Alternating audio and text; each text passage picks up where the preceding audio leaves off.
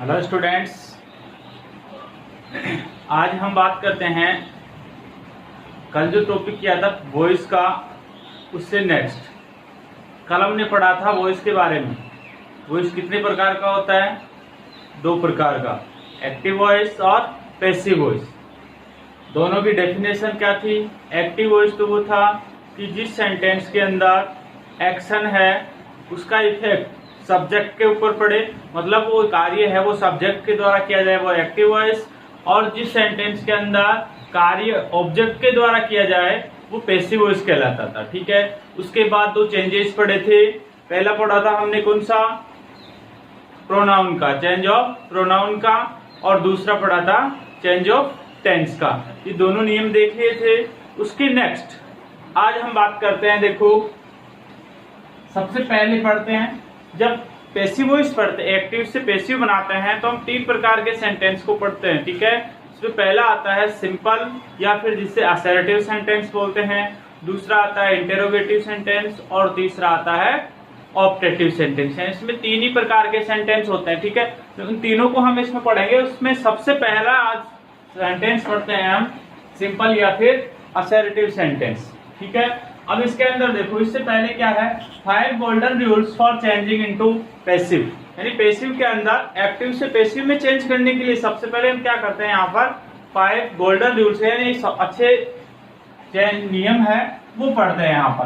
तो सबसे पहला नियम है, देखो सबसे पहला नियम ये बोलता है कि सबसे पहले हम क्या करेंगे, object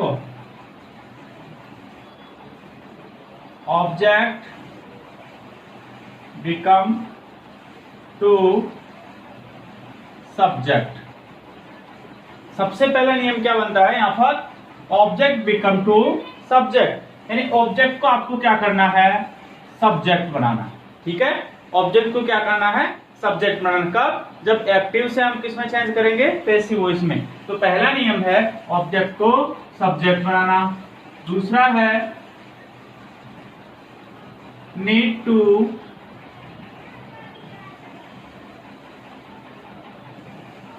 helping verb, need to helping verb, यानी इसमें क्या था,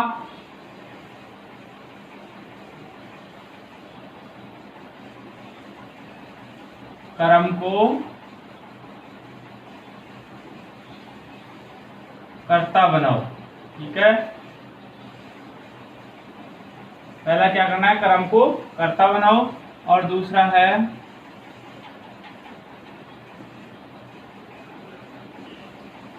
आवश्यकता अनुसार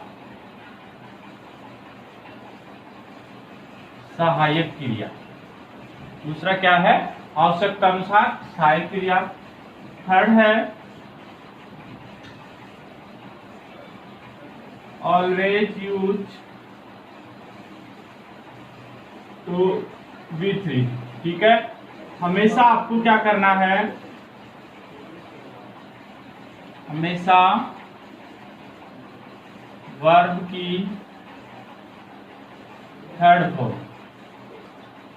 ठीक है, क्या करना है, हमेशा वर्ब की थर्ड फॉर्म का यूज करना है। फोर्थ है एडवर्बल, यदि हो तो। ठीक है, फोर्थ नियम क्या है, इसमें एडवर्बल यूज करेंगे यदि वो दे रखा हो तब। फिफ्थ है यूज ऑफ बाई, इसका बाई का प्रयोग क्या करेंगे, फिफ्थ में बाई का प्रयोग करेंगे। और सिक्स में क्या हो जाएगा, सब्जेक्ट बिकम टू ऑब्जेक्ट, यानी क्या करना है,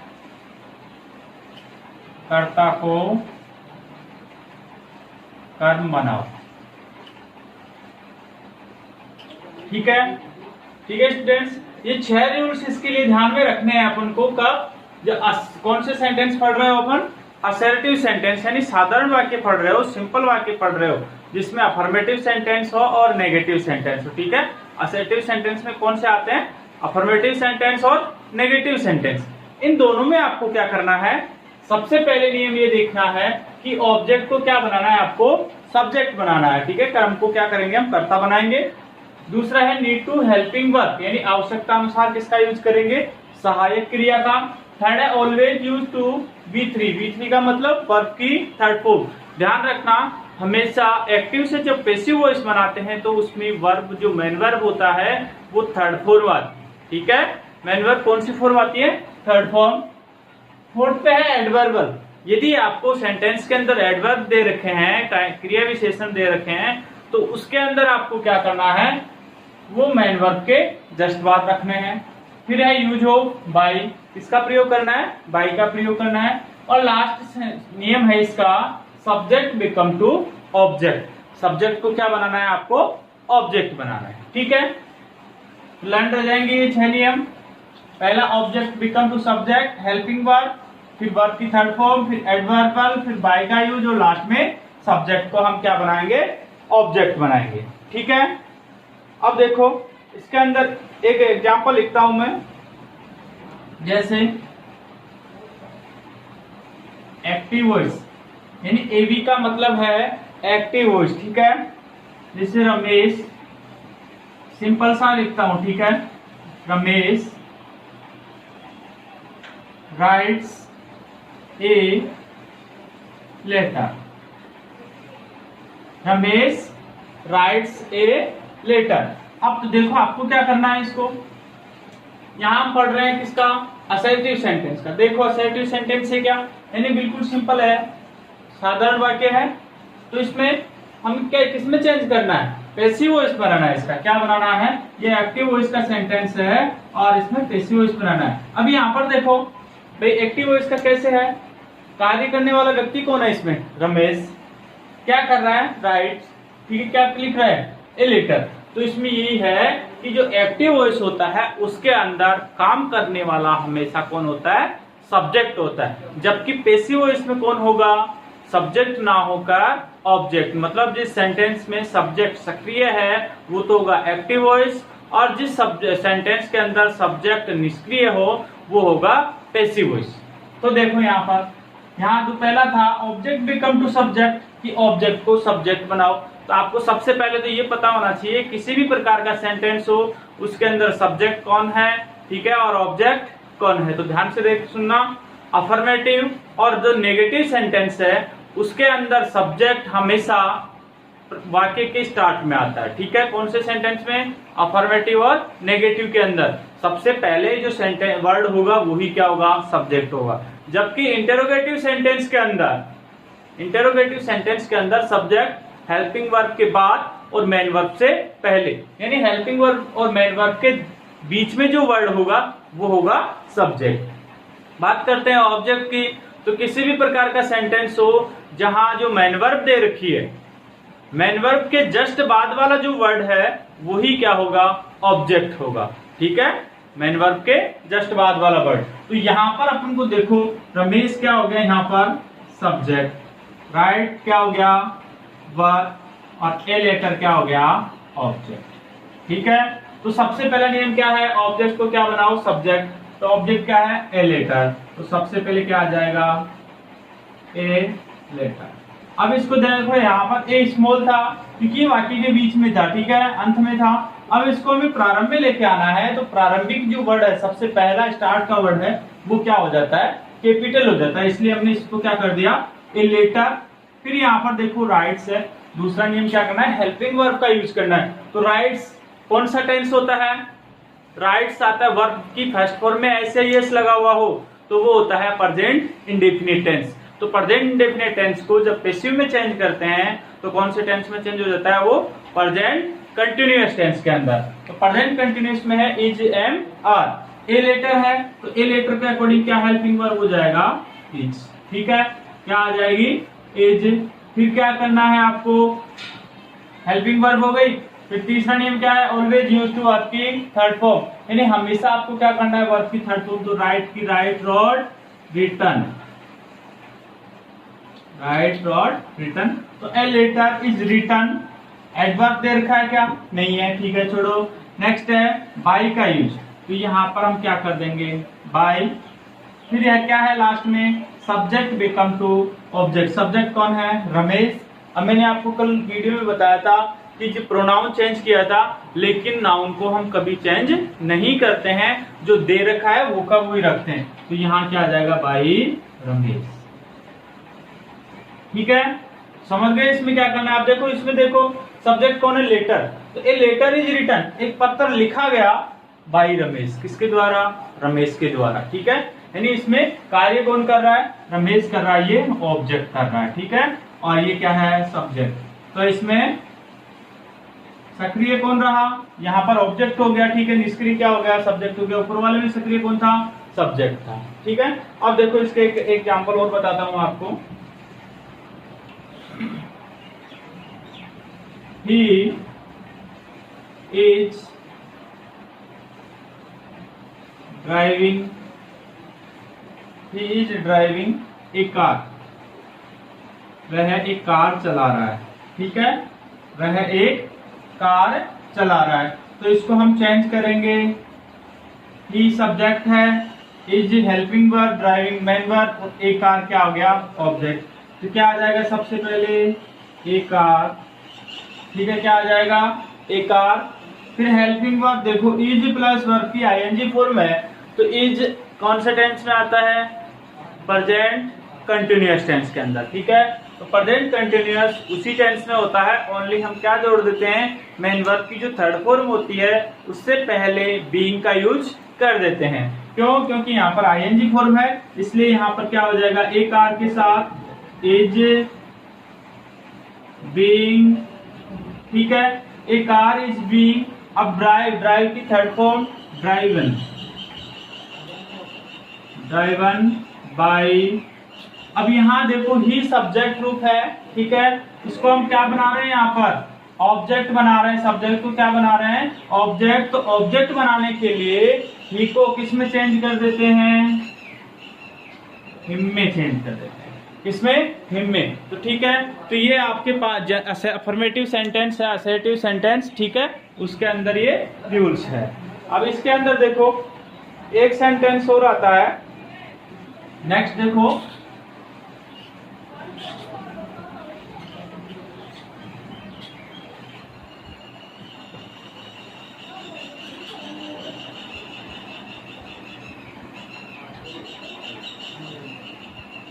गोइंग टू वाले वाक्य। ठीक है, यानी वाक्य के अंदर क्या दे रखा हो, गोइंग टू दे रखा हो। तो इसकी पहचान देखो क्या है, सबसे पहले पहचान करनी है आपको कि क्वेश्चन में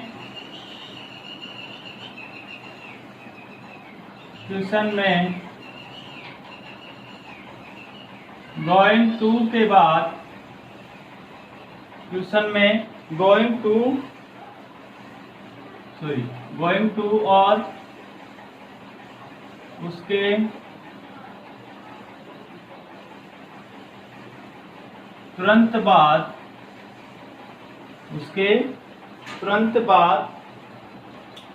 वर्ब की फर्स्ट फॉर्म होती है, V1 होती है। ठीक है, क्या है कि क्वेश्चन में गोइंग टू दे रखा और उसके जस्ट बाद क्या दे रखा हो, वर्ब की फर्स्ट फॉर्म दे रखा है। ठीक है, तो क्या करेंगे, यानी गोइंग टू के बाद क्या होता है, मेन वर्ब दी हुई होती है। ठीक है, यानी क्या दिया हुआ होगा यहाँ पर, गोइंग टू के जस्ट बाद क्या दे रखी होगी, मेन वर्ब दी हुई होती है। ठीक है, तो इसके रूल्स देखो, सबसे पहले क्या आते हैं, पहला वही ऑब्जेक्ट को क्या बनाना है आपको, सब्जेक्ट। ठीक है, ऑब्जेक्ट को क्या बनाना है, सब्जेक्ट बनाओ। दूसरा है, इसमें देखो दो प्रकार से चलते हैं, इसमें आता है एक तो is, am, are plus going to plus be. ठीक है, प्लस वर्ब की थर्ड फॉर्म। यदि सेंटेंस किसमें दे रखा हो आपको, प्रेजेंट कंटिन्यूअस में दे रखा हो, किसमें दे रखा हो, प्रेजेंट कंटिन्यूअस में, is, am, are, going to be, verb to plus verb की फर्स्ट फॉर्म दे रखा है, तब आपको इसमें चेंज करना है। यदि पास्ट कंटिन्यूस में दे रखा है was were plus going to plus be plus verb की थर्ड फॉर्म, तब आपको इसमें चेंज करना है। थर्ड नियम है इसका वही बाय का प्रयोग करो, ठीक है। और फोर्थ है सब्जेक्ट को क्या बना दो, सब्जेक्ट को ऑब्जेक्ट बनाओ, ठीक है। ये ध्यान रखना इसके अंदर वो असर्टिव सेंटेंस थे। यहाँ पर क्या है आपको देखो, इसके एग्जाम्पल्स क्या है। सबसे पहला नियम यही है दे रखा है इसमें ऑब्जेक्ट को, सबसे पहले तो यह है कि क्वेश्चन में गोइंग टू और उसके तुरंत बाद क्या दिया होता है, वर्ब की फर्स्ट फॉर्म दी हुई होती है। तो आपको क्या करना है इसके अंदर देखो, ऑब्जेक्ट को पहले सब्जेक्ट बनाओ। सेकंड है अगर प्रेजेंट कंटिन्यूअस है तो उसमें प्रेजेंट कंटिन्यूअस रखो, और पास्ट कंटिन्यूअस है तो पास्ट कंटिन्यूअस। लेकिन गोइंग टू के जस्ट बाद आपको क्या करना है, बी करके वर्ब की जो फर्स्ट फॉर्म होती है उसको किस में चेंज करना है, वर्ब की थर्ड फॉर्म में चेंज करना है, और फिर बाय का यूज करना है और सब्जेक्ट को ऑब्जेक्ट बनाना है। जैसे सीता, ठीक है, इज गोइंग टू फूड, ठीक है, ये दे रखा है, सॉरी गोइंग टू फूड,